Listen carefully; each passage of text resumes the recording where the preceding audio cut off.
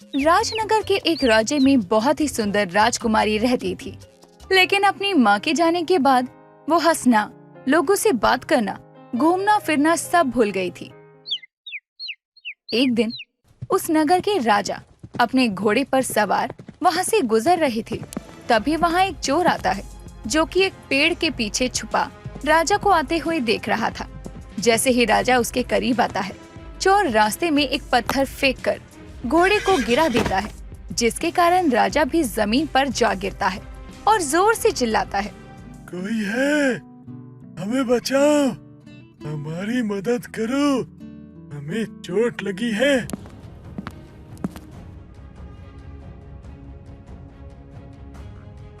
मेरा हाथ पकड़ के उठ जाइए। जब घोड़े पर बैठना नहीं आता तो क्या जरूरत है घोड़े पर बैठने की? गिर गए ना। तुम जानते हो हम कौन हैं? माना तुमने हमारी मदद की, लेकिन तुम इस तरह से हमारा अपमान नहीं कर सकते हो। ये क्या बात हुई? एक तो मैं आपकी मदद कर रहा हूँ, ऊपर से आप तो मुझे ही सुना रहे हो, घमंड दिखा रहे हो। अरे मैं जा रहा हूँ। तुम्हारे अंदर दिल है कि नहीं? इस मुसीबत में मेरी मदद करने की जगह तुम मुझे छोड़कर जा रहे हो। कर तो मैं आपकी मदद ही रहा था, लेकिन आप तो मुझे गलत समझ रहे हो, तो मैंने आपको छोड़ दिया। अब मुझे देर हो रही है, अब मैं चलता हूँ। चोर राजा को छोड़कर वहाँ से चला जाता है और जाते हुए उसकी नजरों से बचकर पेड़ के पीछे से उसकी पोटली भी ले जाता है।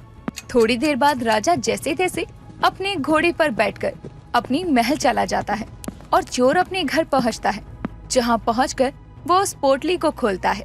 जरा पता तो चले इस पोटली में आखिर है क्या? कुछ हाथ लगा भी है या नहीं? इसमें तो खजाना है, खजाना। ऐसा लगता है ये आदमी बहुत अमीर था, मुझे इसे ऐसे छोड़कर नहीं जाना चाहिए था। अगर मैं उसकी मदद करता तो शायद मुझे और भी धन कमाने को मिल जाता, लेकिन अब क्या कर सकते हैं। चोर गहने पाकर बहुत खुश हो जाता है। कुछ दिनों बाद वो फिर एक नए शिकार के लिए निकलता है। चलते चलते देर रात चोर एक महल के सामने पहुंचता है, जिसे देखकर वो अपने मन में सोचता है, महल तो बहुत ही सुंदर है और यहाँ बहुत कुछ मिलेगा चोरी करने को। बस महल के अंदर जाते हुए मुझे कोई देखे ना। लगता है राजकुमारी तो अपनी जान लेने की कोशिश कर रही है, मुझे इनकी जान बचानी चाहिए। चोर खिड़की से कूदकर कमरे के अंदर पहुंचता है और राजकुमारी के हाथों से रस्सी छीन लेता है। तुम कौन हो? तुम्हारी हिम्मत कैसे हुई हमारे कमरे में आने की? मुझे भी ना कोई शौक नहीं है कि मैं आपके कमरे में आऊं। मैं तो बस यहाँ से जा रहा था और आपकी जान बचाने आ गया। हमने आपको यहाँ बुलाया था कि आप यहाँ आकर हमारी मदद करें। चले जाओ यहाँ से अभी के अभी। राजकुमारी की गुस्से भरी आवाज सुनकर पहरेदार और राजा वहाँ आ जाते हैं। जैसे ही राजा की नजर उस चोर पर जाती है, राजा उसे पहचान जाता है। तुम यहाँ भी आ गए? अरे बाप रे, मिला तो कुछ भी नहीं और फंस गया। जल्दी से भाग लेता हूँ वरना मैं तो गया। अरे पकड़ो इस आदमी को, सिपाहियों, भागने मत देना। अब मुझे माफ कर दो राजा जी, मुझे माफ कर दो। अरे मुझे नहीं पता था ये महल आपका है और आप राजा हो, वरना मैं आपके साथ वैसा कुछ भी नहीं करता। मुझे जाने दो, उस दिन जो किया उसके लिए माफ कर दो। पिताजी, आप इसे पहले से जानते हैं? कौन है ये? ये एक मुसाफिर है, मुझसे रास्ते में मिला था। मुझे जाने दो, मैंने कुछ नहीं किया है। जाने देंगे, लेकिन पहले तुम मुझे ये बताओ कि तुम राजकुमारी के कमरे तक कैसे पहुँचे? वो मैं गुजर रहा था तो मैंने राजकुमारी के हाथों में रस्सी देखी, तो मुझे लगा वो अपनी जान देने की कोशिश कर रही है, तो मैं उनकी जान बचाने के लिए आ गया। तुम्हारा दिमाग खराब हो गया है और कुछ नहीं। हम इतने बड़े राज्य की राजकुमारी हैं, भला हमें क्या जरूरत है फांसी लगाने की? पिताजी, हमें लगता है ये चोरी करने के मकसद से आया था, पर अब झूठ बोल रहा है। आप इसे सजा दीजिए। तुम सही कह रही हो, हम इसे नहीं छोड़ेंगे। अब तुम आराम करो, इसका क्या करना है वो हम देख लेंगे। सिपाहियों, इसे हमारे कमरे में लेकर जाओ। सिपाही चोर को राजा के कमरे में छोड़कर वहाँ से चले जाते हैं, जिसके बाद राजा चोर से बोलता है, हमें पता है कि तुम यहाँ चोरी करने के मकसद से ही आए हो। इतने सख्त पहरेदारी होने के बाद भी अगर तुम हमारे महल तक पहुंच सकते हो तो तुम कुछ भी कर सकते हो।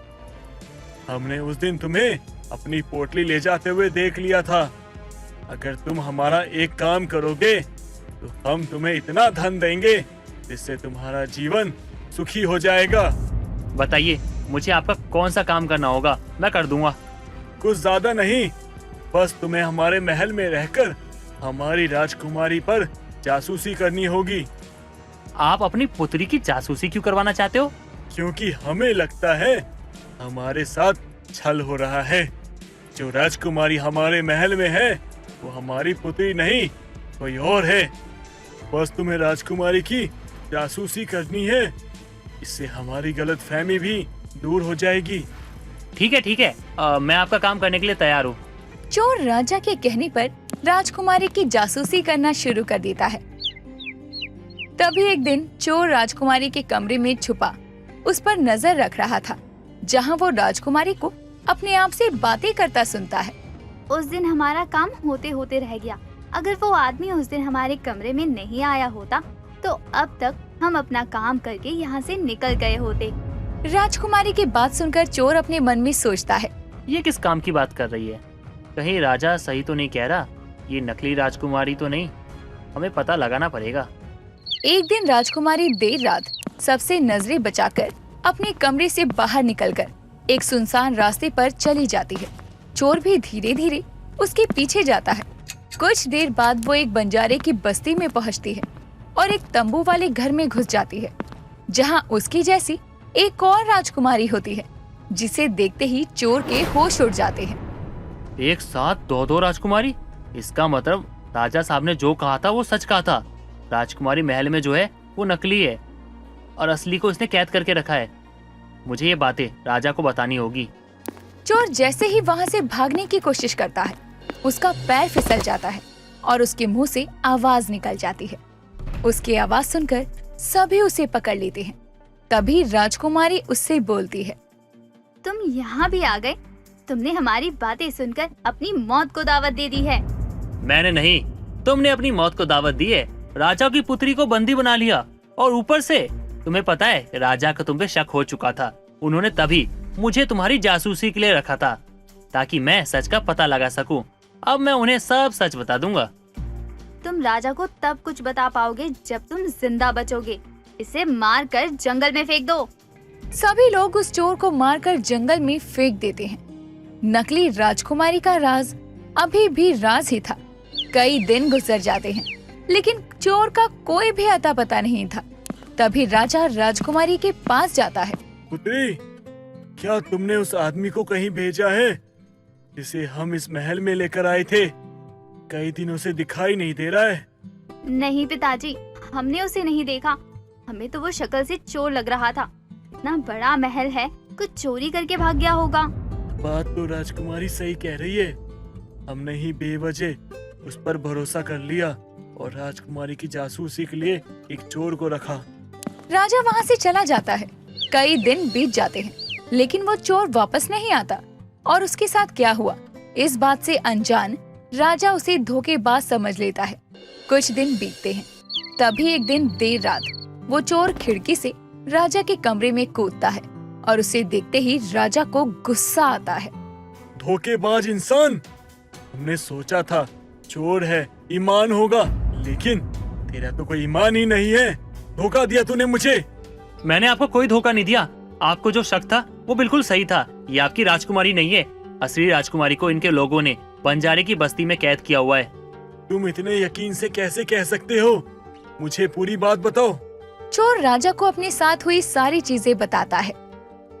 चोर की सारी बात सुनकर राजा अपने कुछ सिपाहियों और चोर के साथ उस बस्ती के लिए निकल जाता है और वहाँ सबसे लड़ाई करके अपनी असली राजकुमारी को छुड़वाकर महल वापस ले आता है और नकली राजकुमारी को सिपाहियों से कहकर बंदी बनवा लेता है। पिताजी, आपने हमें बंदी क्यों बनाया हुआ है? तुम हमारी राजकुमारी नहीं हो, हमें सब पता चल चुका है। लेकिन तुमने ये सब क्यों किया, ये हमें समझ में नहीं आया। हमने ये सब आपसे बदला लेने के लिए किया है। कई साल पहले आपके चलाए हुए तीर से हमारे गूंगे पिता की मृत्यु हो गई थी और आपने उनकी कोई मदद भी नहीं की। जिसका बदला हम आपकी मौत से लेना चाहते थे। इसलिए हमने असली राजकुमारी को बंदी बनाकर रखा। हम मानते हैं हमसे गलती हुई, लेकिन तुमने जो किया क्या वो सही था?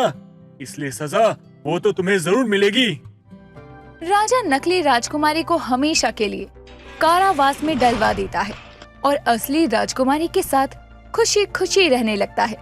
साथ ही राजकुमारी की जासूसी करने वाले चोर को इतना धन देता है कि उसे दोबारा फिर कहीं चोरी करने की जरूरत जिंदगी भर नहीं पड़ती।